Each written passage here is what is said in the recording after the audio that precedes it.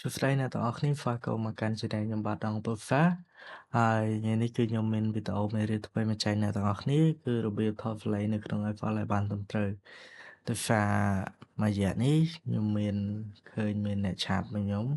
គឺសួរពីរបៀបថតរបៀបអីច្រើនភាគច្រើនដែលខ្ញុំទទួលបានហ្នឹងគឺថតអត់លឺ Flag ហើយផ្សេងៗអូខេអញ្ចឹងដោយសារ iPhone update ច្រើនដែរហើយវាមាន function មួយចំនួនជួយឲ្យឥឡូវ record នៅក្នុង iPhone មានភាពងាយស្រួល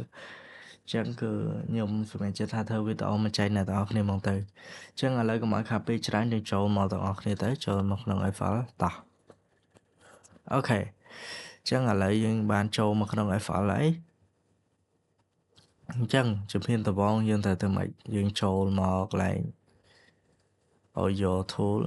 នេះ option ណាចូល Audio Setting អូខេតមកទៀតយើងដាក់ driver របស់យើងអញ្ចឹងយើងប្រើ Sound Card Brand អីហើយផ្សេង Sound Card យើងប្រើ brand អីយើងដាក់ driver ហ្នឹងទៅអូខេដូចខ្ញុំប្រើ Apollo អញ្ចឹង Universal Audio Tunnable អាហ្នឹងឈ្មោះរបស់ driver វាអញ្ចឹងអ្នកទាំងអស់គ្នាប្រើមកអីយកហ្នឹងទៅអូខេអញ្ចឹងយើងមក check មើលជាមួយ buffer file វាដែរអញ្ចឹងសម្រាប់ការ record ខ្ញុំ recommend ឲ្យប្រើ128ឬក៏64ហើយធម្មតាបើយើងប្រើលេខវាកាន់តែតិច quality ចូលមកយើងកាន់តែល្អវាធំបំផុតវា32តែគាត់ថាពេលយើង record វាត្រូវការកម្លាំងកុំព្យូទ័រខ្លាំងដើម្បីថតវាដែរអូខេឥឡូវយើងដាក់128ទៅអូខេអញ្ចឹងឥឡូវយើងនេះបានហើយគឺយើង set up រួចរាល់ហើយមានតែប៉ុណ្្នឹងឯងគឺចូលរើស driver ដាក់ buffer file 128អូខេឥឡូវដើម្បី record បានយើងធ្វើម៉េចជាធម្មតាជាទូទៅរបៀបដែលថតពីមុនមកគឺយើងចូលមក mixer យើងរើស channel ណាមួយដែលត្នេហើយយើង select input របស់វាហើយយើងចុច record គឺរបៀបនេះចូលរើស channel មកឥឡូវអូខេខ្ញុំរើសយក mic ចុះ check 1 2 hey hey អូខេអញ្ចឹងរបៀបថតពីមុនមកគឺអញ្ចឹងហើយយើងដកអានេះយើងដក file វាអញ្ចឹងទៅកុំឲ្យវា send នៅ master កុំឲ្យ delay តែរបៀបថតថ្មីឥឡូវយើងទៅមើលរបៀបថ្មីអូខេចឹងកាលពីមុនក៏ចុចប៉ុណ្ណឹងទៅហើយចុច record ទៅឥឡូវយើងមកមើលរបៀបថ្មីទៅ function គេ update មកហើយយើងគួរតែប្រើវាទៅវាអត់គេធ្វើមកដើម្បីឲ្យយើងងាយស្រួលបើយើងអត់ប្រើវាក៏មិនដឹងថាម៉េចដែរអូខេអញ្ចឹងឥឡូវមកកាលពីច្រើនយើងចូលមកជាដំបូងខ្ញុំឲ្យអ្នកនរគ្នាដាក់ឈ្មោះមកយើងឈ្មោះយើងអាចចុច fish ហើយចុច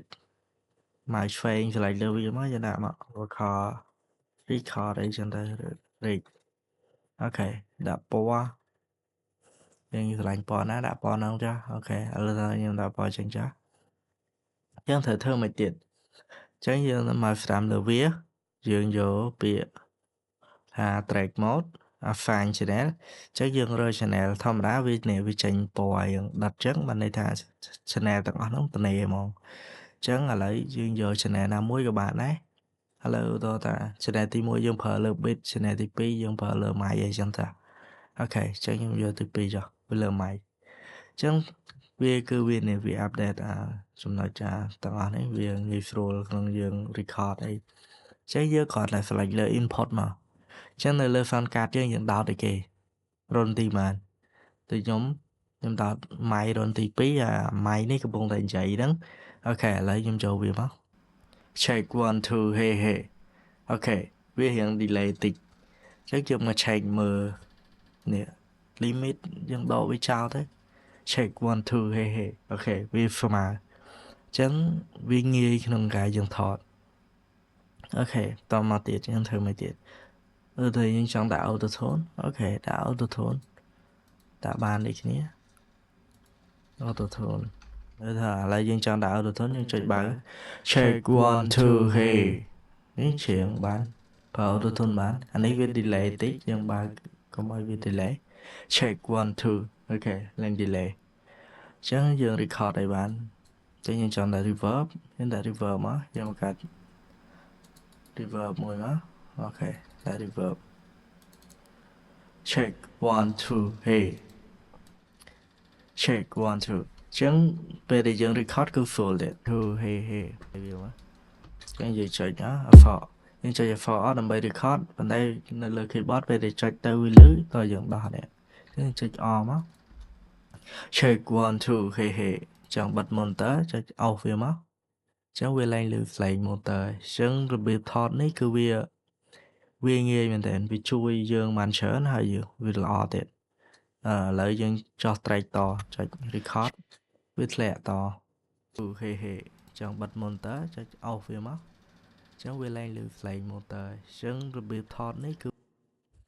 អូខេចឹងវីដេអូហ្នឹងដូចជាមានតែប៉ុណ្្នឹងទេសង្ឃឹមថាអ្នកទាំងអស់គ្នាយល់ហើយបើសិនជាអ្នកទាំងអស់គ្នាសម្រាប់អ្នកដែលចង់បានមេរៀនពីខ្ញុំគឺខ្ញុំមានដូចគ្នាសម្រាប់មេរៀនមួយសលេងទាំង hip hop ទាំង pop ឥឡូវសម្រាប់ hip hop ខ្ញុំកំពុងតែធ្វើវាហើយខ្ញុំធ្វើហើយខ្ញុំនឹងផុសនៅក្នុង channel របស់ខ្ញុំគឺមានតាំងពី mic lead mic ដបឆ្វេងស្ដាំ ad lib អីផ្សេងៗអូខេអញ្ចឹងគឺមានតែប៉ុណ្្នឹងទេជួបគ្នាវីដេអូក្រោយបាយបាយអ្នកទាំងអស់គ្នា